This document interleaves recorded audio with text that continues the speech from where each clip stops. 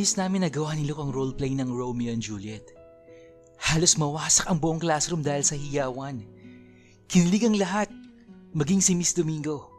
Kami rin ang nakakuha ng mataas na grades. Panay pang asar din ang inabot namin sa tropa.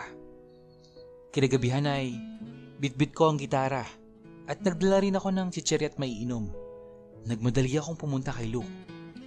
Humugot muna ako ng lakas ng loob. Saka kumatok. O bakit, Brad? Seryosong sambit ni Luke. Napakaseryoso naman ito. Pero hindi ko maintindihan. Kahit anong ata ekspresyon ng mukha niya ay lalo akong nahuhumaling sa kanya. Makita ko lang siya, ang gaang na sa pakiramdam. Tara, samahan mo ako. Mariin kong pagkakasabi. Saan, Z? Takang tanong nito. Mabilis kong hinawakan ang kamay niya at hinatak siya. Huwag nang madaming tanong. Sumunod ka na lang. Wala siyang nagawa, kundi sumunod na lang. Isinara ng isang kamay ang pinto, saka hatak-hatak ko siyang pinasunod. Sa fire exit kami dumaan, patungong rooftop. 2 palapag na lang naman mararating namin to. Nang marating namin, saka nagsalita si Luke. Loko ka bro, bawal dito. Bawal tayo dito. Puto Brad, si Zion to. Si Zion ang kasama mo. Relax ka lang dyan. Pagyayabang ko. Hatak-hatak ko pa rin siya hanggang marating namin ang paanan ng malaking water tank. Oh, bitbitin mo tong chicherya. Mauna kang umakyat. Para kung mahulog ka man, masasalo kita. Mariin kong sabi, habang tinuturo ang hagdan paakit sa water tank. Loko ka talaga. Sabay abot niya ng supot ng chicherya at nagsimula na siyang umakyat. Nang marating na namin yung taas ng water tank, pumesto kami sa may manway na gawa sa bakal na nakapalibot sa water tank. Nasa mataas na lugar na kami dahil matatagpuan ang water tank na yun sa ibabaw din mismo ng dorm ng building namin. Mula roon, matatanaw mo ang mga maniningning na ilaw ng buong syudad. Tanaw rin mula roon ang university na pinapasukan namin. Magkatabi kaming umupo. Pinagmasdan ko ang mukha ni Luke na manghang-mangha sa tanawin na nasisilayan niya. Dito ako natambay na madalas. Nakangiti kong sabi. Hindi ko alam may ganitong tambayan pala rito. Sabi niyang nakangiti. Ayos ba, Brad? Tapos tinignan ko siya. Tumulong siya sa akin. Oh, kantahan mo na ako. Sabay bigay ko sa kanya ng gitara. Dinala mo ako rito para kantahan ka? Ang lakas ng tama mo. Pero inabot naman niya yung gitara. Ang daming satsat. Basta kumanta ka na lang dyan. Makikinig lang ako. Sinimulan niya ng kumanta. Guys nga pala, sa mga nag-wonder ko ano yung kinakanta ni Luke dito sa part na to, yun yung song na Love Someone by Lucas Graham. Balik tayo sa kwento. Ang lamig talaga ng boses niya. Nakangiti lang akong tumitingin sa kanya. Ramdam ko ang bawat lyrics ng kinakanta niya. Pakiramdam ko, para sa akin talaga to. Hindi ko na matanggal ang pagkakapako ng mga mata ko sa kanya. Ang sarap sa pakiramdam na kinakantahan niya ako. Nakasama ko siya. Kahit na siguro abutin kami ng umaga dito, hindi ako magsasawang titigan siya. Natapos na siyang kumanta. Nag-request pa ako ng isa pa.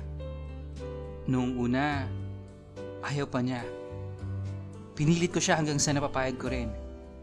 Hanggang sa matapos ulit. Oh, ayoko na. Baka gusto mo namang pakainin mo ako ng mga daladala mo. Baka lang naman. Binuksan ko yung isang chicherya at inabot ko ito sa kanya. Kasama yung isang juice na nakalagay sa plastic na bote. Nagbukas rin ako ng para sa akin. Tapos, sabay kami kumain. Nakatingin lang kami sa buong syudad. Naabot ang aming mga tanaw. SM yun, di ba? Tukoy niya sa malaking mall na tanaw sa hindi kalayuan. Tumungulong ako at tinignan siya. Alam mo, Luke, ang galing natin kanina. Lalo na dun sa kissing scene natin. Hiyawan sila, no? Siguro, gustong gusto mo yun, no? Biro ko sa kanya. Loko, anong gusto? Ang baho kaya ng laway mo. May halitosis ka ba? Sukang-suka nga ako nun eh. Biro niya sa akin nun. Tanga, mas mabaho yung bunghanga mo. Amoy beefsteak na bulok.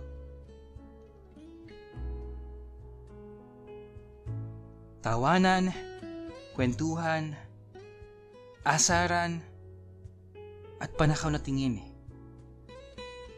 Puro yun ang ginagawa namin ng mga panahon na yun. Tapos, sandaling katahimikan.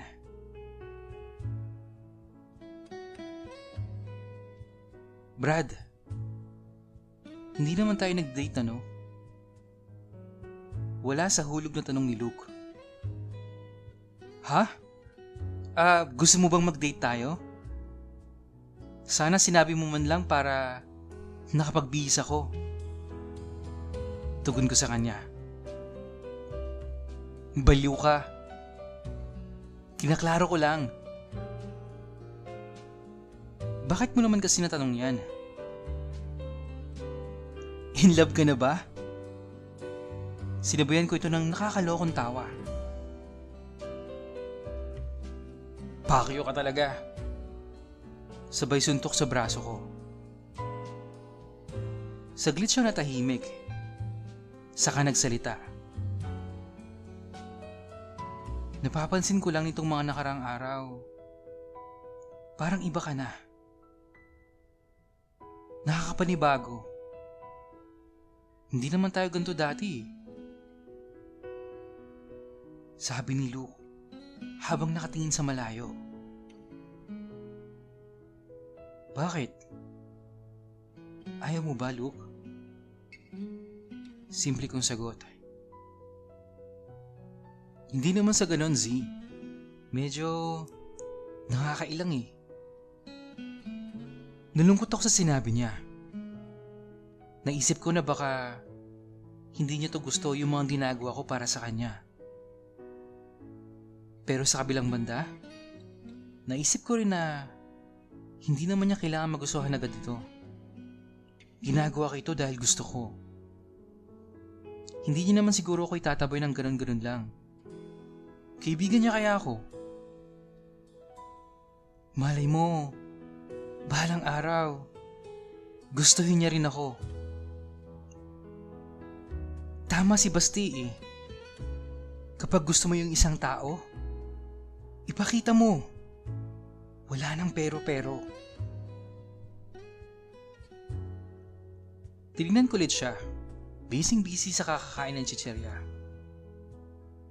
Habang ang mga matay nakatuon sa malayo. Luke! Bakit? Nagtitigan kami. Luke, gusto kita. Pero syempre sinabi ko lang yung sa isip ko. Ang totoo talagang sinabi ko sa kanya noon? Swerte ko. Naging kaibigan kita. Nakangiti kong sabi sa kanya. Grabe ka, ang baduy mo, Z. Nakakapangilabot ka. Tapos nagtawanan kami. Totoo naman yung sinabi ko. Naiintindihan ko din naman kung bakit naninibago siya. Luke. O bakit na naman? Tapos nagkatitigan ulit kami. Sorry. Sorry, Luke. Hindi ko alam ang nangyayari pero gustong gusto kong gawin to sa'yo. Hindi ko na inantay yung reaksyon niya. At mabilis kong inilapit ang mukha ko sa kanya. At mariin na hinalikan siya. Tumagal din ng kalahating minuto ang paglalapat namin ng labi. Nang maramdaman kong wala siyang reaksyon, ay agad din akong bumitiw. Binaling ang tingin sa malayo. Gustong gusto ko nang sabihin sa kanya na gusto ko siya. Kaso, naunahan ako ng hiya. Kailangan ko pa ng sapat ng lakas ng loob para masabi ito sa kanya. Pero isa lang ang sigurado ko. Darating ang araw na masasabi ko to sa kanya. Nang mapansin kong tulala siya nakatingin sa akin, saka ako nagsalita. Tara na, baba na tayo. Pagkatapos ng gabing yun, ay mas lalo kaming naging malapit sa isa't isa. Hindi nga lang talaga may iwasang magkailangan minsan. Tila araw-araw, excited akong pumasok para makita siya. Gumaganda na rin yung grades ko. May mga pagkakataon nagtataka siya dahil sa pagsiselos ko. Kahit ba naman kasi makita ko lang ang kahit isa sa tropa namin na nakadikit o nakakbay sa kanya, pinagseselosan ko na. Ewan ko ba, ayoko lang na may ibang dumidikit sa kanya. Alam ko napapansin na rin ng mga tropa namin yon na may something ako para kay Lou. Pero wala naman akong pakialam doon. Ang mahalaga, masaya akong kasama siya. Pinanay-panay ko rin ang pagiging sweet sa kanya para masanay siya. Para kapag sinabi ko na sa kanya yung totoo, hindi na siya magulat pa.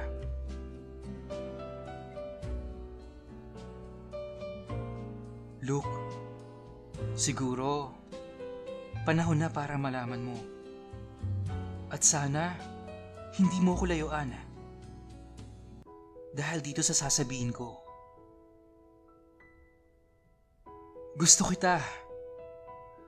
Gustong gusto kita, Luke. Sana, hayaan mo kong patunayan sa'yo yun.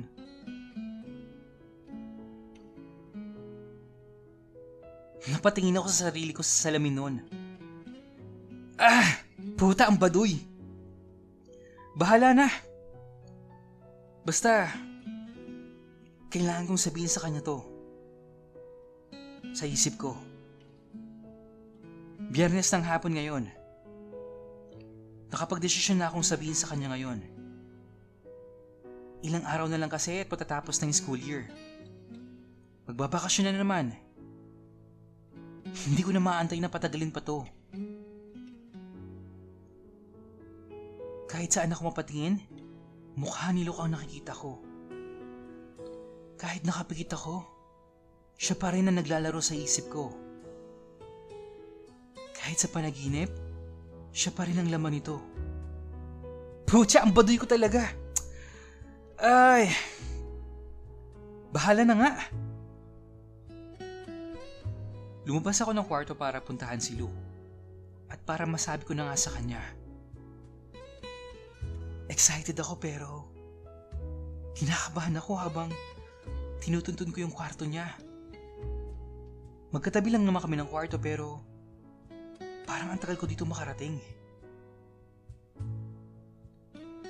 Nang marating ko ang kwarto niya, kakatok na sana ako. Kaso, napansin kong bagya itong nakaawang. Tila may naririnig ako nagtatalo sa loob. Nakiramdam muna ako. Patawarin mo na ako, Luke. Alam ko naman kasalanan ko ang lahat. Madami akong pagkukulang sa'yo. Pinagsisihan ko ng lahat ng yun. Hayaan mo naman akong bumawi sa'yo. Please, bumalik ka na. Boses lalaking tila nagmamakaawa kay Luke. Kinabahan ako. Hindi ako makatiis at tuluyan ko minuksan ng pinto. Gulat at tila piniga ang puso ko sa nakita ko. Sabay silang napatingin sa akin at mabilis na kumalas sa pagkakayakap.